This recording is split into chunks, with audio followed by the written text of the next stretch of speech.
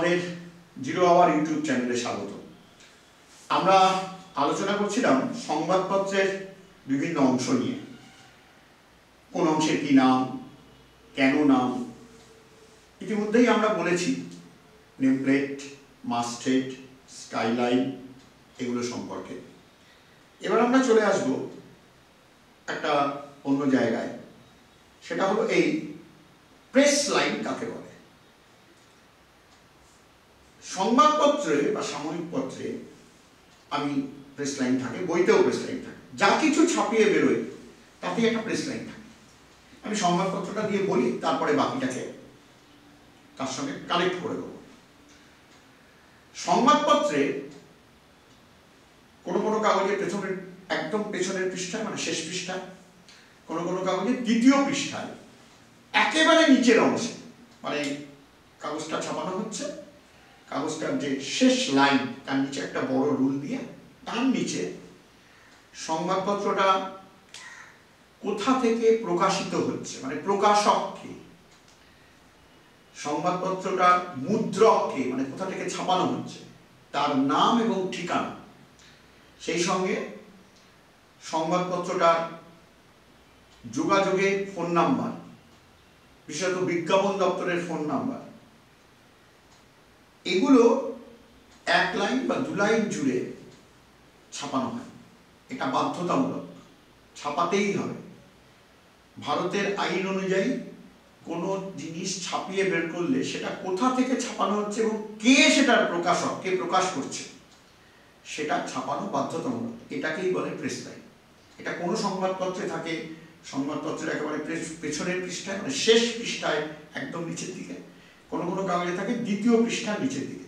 অন্য পৃষ্ঠারও নিচের দিকে ছাপালে বাধা কিছু নেই, কিন্তু ট্র্যাডিশনালি ঐতিহ্যগতভাবে এই দ্বিতীয় পৃষ্ঠায় বা শেষ পৃষ্ঠার নিচের অংশে প্রেস লাইন ছাপানো হয়। তাহলে প্রেস লাইন কি না? প্রেস লাইন হচ্ছে একটা সংবাদপত্র কোথা থেকে ছাপানো হচ্ছে, মানে কে প্রকাশক, কে ছাপাচ্ছে, কে প্রকাশক, কোথা থেকে ছাপানো হচ্ছে মানে কে মুদ্রক, সেই সঙ্গে সংবাদপত্রটার বিভিন্ন যোগাযোগের ফোন নাম্বার সবগুলোকে একসঙ্গে পরপর পাশাপাশি উল্লেখ করা হয় এক লাইন বা দু লাইন জুড়ে। তাকে বলা হয় সংবাদপত্রের প্রেস লাইন। এবং বেশিরভাগ সংবাদপত্রই এই প্রেস লাইনেই তার সম্পাদকের নাম, যদি সহকারী সম্পাদক থাকে তাহলে তার নাম, এই দুটো ওখানে উল্লেখ করে দেয়। তো এই যে প্রেস লাইন সংবাদপত্রে, এটা কিন্তু শুধু সংবাদপত্রের জন্য নয়, এটা কিন্তু সাময়িক পত্র আছে। সাময়িক পত্রে প্রেস লাইনটা কোথায় থাকে? সাময়িক পত্রে প্রেস লাইন কোনো কোনো সাময়িক পত্র এই পেছনের যে প্রচ্ছদ, সাময়িক পত্রে তো দুটো প্রচ্ছদ মলাট থাকে যাকে বলে, সামনেরটাকে বলা হয় ফ্রন্ট কভার পেজ, পেছনেরটাকে বলা হয় ব্যাক কভার পেজ। প্রথম প্রচ্ছদ, শেষের প্রচ্ছদ বা পিছনের প্রচ্ছদ। কোনো কোনো সাময়িক পত্র এই পিছনের প্রচ্ছদে একেবারে নিচে দিকটায় ওরকম একটা রুল টেনে, ওটা রুল টেনে তার নিচে এটা ছাপা। বেশিরভাগ সাময়িক পত্র যেটা করে সেটা হচ্ছে যে সাময়িক পত্রের পাতাটা উল্টালে যে প্রথম পৃষ্ঠাটা বেরোয় তার ঠিক পেছনের দিকটায়, মানে পাতাটা উল্টালে যে ব্যাক সাইডটা আসে পিছনের দিকটা, এইখানে ছাপিয়ে দেয় যে সাময়িক পত্রটা কোথা থেকে প্রকাশিত হচ্ছে, মানে কে প্রকাশ করছে, প্রকাশকের নাম ঠিকানা, মুদ্রকের নাম ঠিকানা। তোমরা যদি বই হাতে নাও, বাড়িতে প্রচুর বই আছে প্রত্যেকের, যে কোনো বই খোলো, দেখবে বইয়ের প্রথম যে পৃষ্ঠাটা মলাটটা খুললেই বেরোলো ইনসাইড কভার পেজ বা ইনসাইড টাইটেল পেজ, এটাকে বেসিক্যালি বলে টাইটেল পেজ, যেখানে বইয়ের নামটা আর লেখকের নামটা আরেকবার লেখা আছে। পাতাটা উল্টাও, দেখবে পেছনের পৃষ্ঠায় ঠিক তার উল্টো দিকে লেখা ছাপানো আছে যে প্রকাশককে, মুদ্রককে, বইয়ের দাম কত। এইটা হচ্ছে ওর প্রেস লাইন। বাড়িতে যদি ক্যালেন্ডার থাকে তাহলে ক্যালেন্ডারটার দিকে তাকাও, ধরো এক পাতার একটা ক্যালেন্ডার, দেখো ক্যালেন্ডারটার একেবারে নিচে ওই দিকে ওখানে একটা লাইন টেনে তার নিচে দেওয়া আছে যে ক্যালেন্ডারটার প্রকাশককে, মুদ্রককে, তার নাম ঠিকানা দুটোই। এরকম তুমি যা পাবে, হচ্ছে একটা বাড়িতে গিয়ে আমাদের অনেকে লিফলেট দেয় না, বিভিন্ন কোম্পানি দেয়, বিভিন্ন কারণে দেয়। লিফলেটগুলোতেও আসলে কারা ছাপাচ্ছে, কোথা থেকে ছাপাচ্ছে, এটা ছাপিয়ে দেওয়া বাধ্যতামূলক। এটাকে বলা হয় প্রেস লাইন। এই প্রেস লাইনের আরো একটা নাম আছে, সেটা হলো ইমপ্রিন্ট লাইন। তোমাকে প্রশ্ন যদি দেয় ইমপ্রিন্ট লাইন কাকে বলে, তুমি বুঝবে যে আসলে তোমাকে প্রেস লাইন লিখতে হবে। তখন তুমি প্রেস লাইনের জায়গায় ইমপ্রিন্ট লাইন শব্দ দুটো ব্যবহার করে উত্তরটা লিখবে, শুধু শেষে গিয়ে বলবে যে এই ইমপ্রিন্ট লাইনেরই আরেকটি নাম হলো প্রেস লাইন। এতক্ষণ তোমাদের বললাম যে ইমপ্রিন্ট লাইন বা প্রেস লাইন। আমি আগেই বলেছি যে প্রেস লাইনেরই আরেকটা নাম হচ্ছে ইমপ্রিন্ট লাইন। সেরকম এর আরও একটা নাম আছে, সেটা হচ্ছে প্রিন্টার্স লাইন। তার মানে দাঁড়ালো, তোমাকে প্রেস লাইন বললে যা উত্তর বলবে, ইমপ্রিন্ট লাইন বললেও সেই একই উত্তর বলবে, আবার প্রিন্টার্স লাইন বললেও সেই উত্তরই বলবে। তিনটেই একই। আমি আগেই বলেছি এটা কিন্তু বাধ্যতামূলক, ঠিক আছে? এইবার তুমি চলে এসো বিজ্ঞাপনের তিনটে পরিচয়। একটা পরিচয় হচ্ছে স্কাইবাস বিজ্ঞাপন।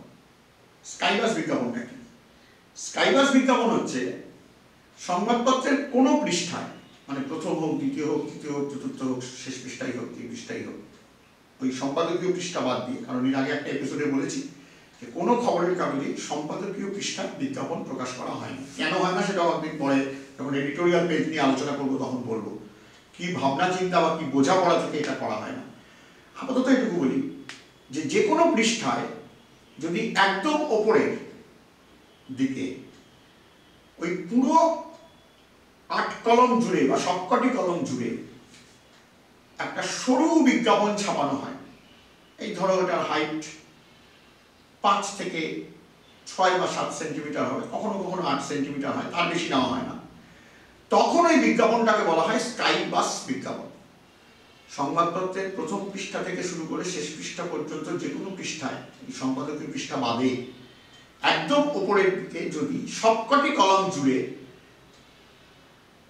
একটি বিজ্ঞাপন ছাপানো হয়, অল্প উচ্চতার বিজ্ঞাপন, 5 থেকে 6, 7 বা 8 সেন্টিমিটার উচ্চতার, তাহলে সেই বিজ্ঞাপনটাকে বলা হয় স্কাইবাস বিজ্ঞাপন। খবরের কাগজে যারা কাজ করেন তাদের যদি বিজ্ঞাপন দপ্তর থেকে যারা এই পৃষ্ঠা সাজানোর দায়িত্বে থাকেন তাদের বলা হয় এই আজকে 3-এর পাতায় একটা স্কাইবাস আছে, তাহলে যাকে বলা হলো তিনি বুঝে যাবেন যে 3-এর পাতায় একদম ওপরে, মানে এই মার্জিনটার পরে একটা রুল থাকে আমি বলেছি, যা রুলের উপরে ফোলিওটা থাকে, কাগজের নাম, প্রকাশের তারিখ, দিন, পৃষ্ঠার সংখ্যা, ঠিক তারপর থেকেই তো আসলে খবর শুরু হয়ে যাওয়ার কথা, ছবি, খবর, এগুলো। তার বদলে ওইখানে একটা পুরো সবকটা কলম জুড়ে একটা সরু স্ট্রিপের মতো বিজ্ঞাপন আছে। সে বুঝে গেল, সে শুধু জানতে চাইতে পারে হাইট কত, তাতে হয়তো তাকে বলা হলো 5 সেন্টিমিটার কিংবা তাকে বলা হলো 6 সেন্টিমিটার, এইটুকুই, এর বেশি কিছু না, মানে ওইটুকু বাদ দিয়ে পাতাটা ভরাতে হবে, ঠিক আছে? প্রশ্ন হলো এটা স্কাইবাস নাম হলো। বাস কি করে? বাস যাত্রী পরিবহন করে, সেটা রাস্তার উপর দিয়ে। প্লেন যেন সেই বাসের মতোই রাস্তার বদলে আকাশ দিয়ে উড়ে যায় যাত্রী পরিবহন করতে, তাই তো? প্লেন তো তাই, বাসের মতো সেও যাত্রী পরিবহন করে, বাসটা রাস্তায় চলে, প্লেনটা আকাশে ওড়ে। সেইখান থেকেই ওই কোম্পানিটা মাথা খাটিয়ে নাম্বার করেছিল স্কাইবাস। আর যারা সাংবাদিকতা নিয়ে চর্চা করেন তারা আবার নিজেদের রসবোধের বা হিউমার সেন্সের পরিচয় দিয়েই বলতে পারো নাম দিয়েছেন এই বিজ্ঞাপনটা স্কাইবাস, কারণ পাতার একদম উপরে আছে বিজ্ঞাপনটা, মানে বিজ্ঞাপনটা যেন উঠছে, বিজ্ঞাপনটা তো পাতার একদম উপরের দিকে, ফলে বিজ্ঞাপনটা যেন উঠছে, তাই বিজ্ঞাপনটার নাম হয়ে গেল স্কাইবাস বিজ্ঞাপন। ঠিক সেরকমই দেখবে অনেক সময় খবরের মধ্যে, মানে ধরো একটা 4 কলম বা 3 কলম খবর বেরিয়েছে, 4 কলম জুড়ে হেডিং, তারপরে খবরটা বসানো হয়েছে, খবরের মাঝখানে যে টেক্সট ম্যাটার, মানে খবরের যে সংবাদের যে প্রতিবেদনটা, তার মাঝখানে একটা ছোট্ট বিজ্ঞাপন রয়েছে। এই হলো 1 কলম চওড়া কি 1.5 কলম চওড়া কি ধরো 2 কলম চওড়া, তার বেশি সাধারণত নেওয়া হয় না, 1 কলমই সব থেকে বেশি হয়, আর একটা রকম 5, 7, 8 সেন্টিমিটার হাইটের একটা বিজ্ঞাপন। এই যে বিজ্ঞাপনটা, এই বিজ্ঞাপনটাকে বলা হয় আইল্যান্ড অ্যাড বা আইল্যান্ড অ্যাডভার্টাইজমেন্ট, দ্বীপ বিজ্ঞাপন। চলতি ভাষায় খবরের কাগজে অনেকে এটাকে আইল্যান্ডার বলে, ঠিক আছে? আইল্যান্ড নাম হলো কেন? এমনিতে আইল্যান্ড মানে দ্বীপ। দ্বীপ মানে কি? দ্বীপ মানে হচ্ছে চারপাশে জল, মাঝখানে একটা স্থল। এখানে ওই যে ওর চারপাশে যে সংবাদ প্রতিবেদনের যে বয়ানটা ছাপানো হয়েছে, প্রতিবেদনটা ছাপানো হয়েছে, অক্ষরগুলো, এইগুলো যেন জল, একরাশ জলরাশি, তার মাঝে বিজ্ঞাপনটা যেন একটা স্থল, তাই এই বিজ্ঞাপনটার নাম হচ্ছে আইল্যান্ড বিজ্ঞাপন। তাহলে আইল্যান্ড বিজ্ঞাপন কি? যখন একটা সংবাদ প্রতিবেদনের মাঝখানে কোনো বিজ্ঞাপন প্রকাশ করা হয় তখন সেই বিজ্ঞাপনটাকে বলা হয় আইল্যান্ড বিজ্ঞাপন। এটা সাধারণত ছোট আকারের বিজ্ঞাপন হয়, বেশিরভাগ সময় এটা 1 কলম চওড়া হয় আর উচ্চতায় হয় 5 থেকে 6-7 সেন্টিমিটার। হয়ে গেল। চলে এসে পরে সেই বিজ্ঞাপনটাকে বলা হবে, কোন বিজ্ঞাপনকে আমরা বলবো? জ্যাকেট বিজ্ঞাপন।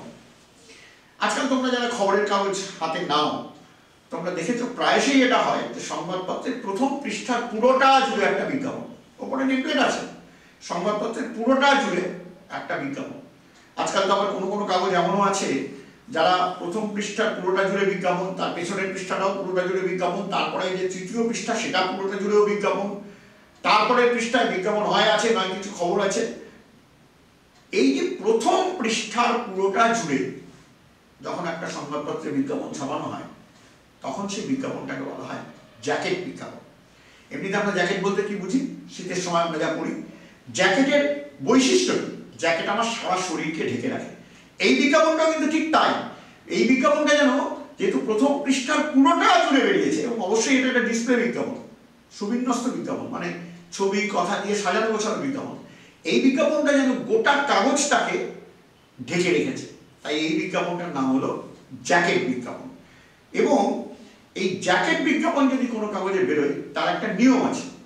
ধরো একটা কাগজের প্রথম পৃষ্ঠায় কোনোদিন জ্যাকেট বিজ্ঞাপন আছে, তুমি খেয়াল করবে যদি কাগজ দেখো জ্যাকেট বিজ্ঞাপন রয়েছে এরকম, দেখবে তার পেছনের পাতায় বিজ্ঞাপন থাকতেও পারে, নাও থাকতে পারে, এ তো বিজ্ঞাপন দাতার উপরে নির্ভর করছে। পেছনের পাতায় বিজ্ঞাপন না থাকলে ওই কাগজ যা খুশি তাই ছাপাতে পারে, মানে তার খবর, তার ছবি, তার অন্য কোনো ইনফরমেশন, যেমন কেউ টিভি চ্যানেলে কোন চ্যানেলে কি প্রোগ্রাম আছে সেটা দেয়, আজকে শহরের কোথায় কি প্রোগ্রাম আছে সেটা দেয়, ছোট ছোট শ্রেণীবদ্ধ বিজ্ঞাপন দেয় অনেক সময়। তাতে ওই পাত্রপাত্রী, কর্মখালী, হারানো প্রাপ্তি নিরুদ্দেশ, নাম পদবী পরিবর্তন, টিউশন, জ্যোতিষী, অনেকের বিজ্ঞাপন ছোট ছোট থাকে। শব্দ ছক দেয় কোনো কোনো কাগজ, বা ওয়ার্ডের পাজল, সেগুলোও দেয়। কিন্তু দেখার বিষয় হচ্ছে সেদিন ওই কাগজের তৃতীয় পৃষ্ঠাটা।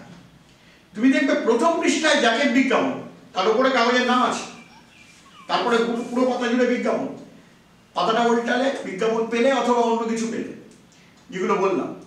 থার্ড পৃষ্ঠাটার দিকে তাকিয়ে দেখবে আবার সেই নেম প্লেটটা ছাপানো হয়েছে একইভাবে। তাতে যা যা ওদের থাকার কথা, যদি ইয়ার প্যানেল থাকে ইয়ার প্যানেল, যদি ফ্ল্যাপ রাখে তাহলে ফ্ল্যাপ, যেগুলো আমি ইতিমধ্যেই বলেছি, তারপরে ডেডলাইন, তারপরে কাগজটা আবার ছাপানো শুরু হয়েছে। নিয়ম হলো জ্যাকেট বিজ্ঞাপন তুমি যদি ছাপাও, তাহলে যে ডান দিকের পৃষ্ঠা থেকে তারপরে তুমি প্রথম খবরের কাগজটা শুরু করছো, মানে খবরের কাগজটা শুরু করছো খবর দিয়ে, সেই পৃষ্ঠাটায় তোমাকে আবার নেমপ্লেট ছাপাতে হবে, অবশ্যই ডান দিকের পৃষ্ঠায়। ওই জন্য বললাম বাঁদিকের পৃষ্ঠায় অন্য খবর চলে, এবং ডান দিকের পৃষ্ঠায় তোমাকে আবার নেমপ্লেট ছাপাতে হবে। ভালো করে খবরের কাগজ চেক করো, বাড়িতে কাগজ থাকলে দেখবে ফার্স্ট পেজে জ্যাকেট আছে, নেমপ্লেটও আছে, ডেডলাইনও আছে নেমপ্লেটের নিচে, খবরের কাগজের ডেডলাইন। আবার থার্ড পেজে গিয়ে দেখবে ডেডলাইনটা আবার ছাপানো হয়েছে, আবার নেমপ্লেটটা ছাপানো হয়েছে। এমনকি এখন তো কোনো কোনো কাগজে বললাম ওই যে প্রথম পৃষ্ঠায় একটা জ্যাকেট থাকে, তারপরে দেখা গেল দ্বিতীয় বা তৃতীয় পৃষ্ঠায় গিয়ে সে ওই থার্ড পৃষ্ঠায় আরেকটা পুরো পাতা জুড়ে বিজ্ঞাপন পেয়েছে, তাহলে সে ফিফথ পেজ থেকে শুরু করবে। ডান দিকের পেজ ফিফথ পেজ, যে প্রথম পেজটা পাবে যেখান থেকে সে খবর দেওয়া শুরু করবে, ফিফথ পেজের মাথায় যখন দেখবে ওই নেম প্লেট দেওয়া আছে, তার নিচে ডেডলাইন দেওয়া আছে, নেম প্লেটের দুপাশে ইয়ার প্যানেল দেওয়া আছে, অথবা ইয়ার প্যানেল নেই, সে ফ্ল্যাপ ব্যবহার করেছে এবং সে আবার বাকি কাগজটা ওখান থেকে শুরু করেছে। মানে এটাই বলতে চাইছি, জ্যাকেট বিজ্ঞাপন থাকা মানে জ্যাকেট বিজ্ঞাপন প্রথম পৃষ্ঠায় প্রকাশিত হলো, তারপরে প্রথম যে ডান দিকের পৃষ্ঠাটা পাবে পাঠকের দিক থেকে, রাইট হ্যান্ড পেজ যাকে বলে, সেই পৃষ্ঠার মাথায় তাকে আবার নেমপ্লেট, সংবাদপত্রের ডেডলাইন ছাপিয়ে কাগজ বার করতে হবে। এইটা হলো জ্যাকেট বিজ্ঞাপন। শুধু এটা বলে এই আজকের আলোচনাটা শেষ করি।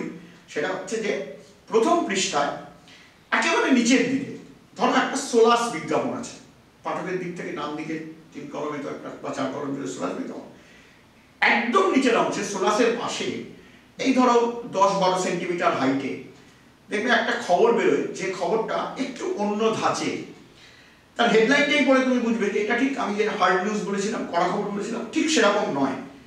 একটা মানবিক আবেদনমূলক খবর বা একটু নরম খবর, কোনো একটা এমন কোনো ইন্টারেস্টিং ব্যাপার আছে যার মধ্যে এটা ঠিক মানে একটা কোনো ঘটনা ঘটেছে তার বিবরণ নয়।